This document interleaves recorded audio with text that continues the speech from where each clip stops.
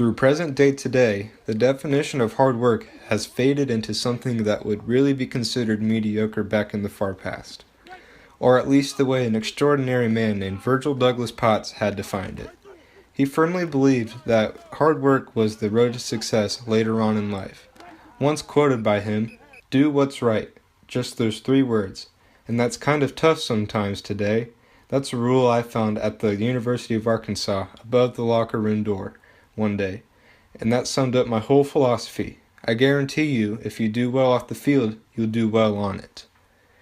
There are plenty of people these days who demonstrate hard work every single day, however, it's just not as present anymore. Reality has changed over the course of years. The mainstream stuff has gotten much easier nowadays due to technological advances or through different ways of research, and even to new and different jobs offered or through social media. But we must not forget the past, where only true hard work got you places in life. Doug's name should always become present in the face of hard work. Missouri State High School playoffs moved into the semifinals today with this afternoon's winners moving on to the championship games.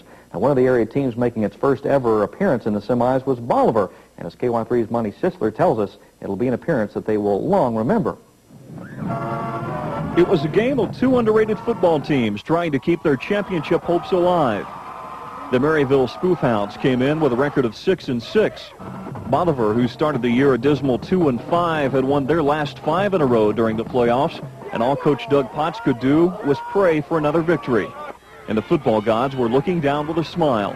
A Maryville turnover early in the first quarter led to this 23-yard touchdown pass from Lance Roten to Rick Scholten. The Spoofhounds had trouble hanging on to the football all afternoon. Quarterback Damon Alsop lost the handle on this pass, and Bolivar recovered deep in Maryville territory. 2 plays later, Roten danced in from 16 yards out, giving Bolivar a 14-0 lead, and that's all the Liberators needed as the student body started looking ahead to next week, and the head coach started looking for some dry clothes.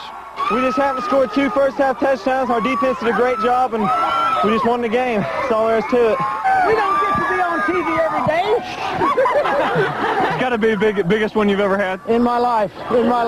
Hey, those kids are great. They're great. They're fantastic. Oh, what can I say? I don't know. I've never been here before. I don't know what to say. With the win, the Liberators moved to 8-5 on the year. But more importantly, they play now in the state championship game Friday in Columbia at Faurot Field. Their opponent, St. Genevieve.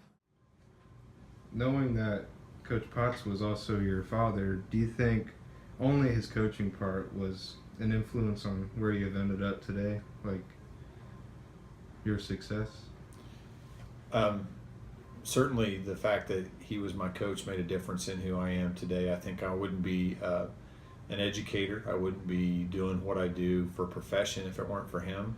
I always kind of wanted to follow in his footsteps, and he provided a great example for me, and that led me into playing football and eventually becoming a coach, and then that led to the career that I'm having now.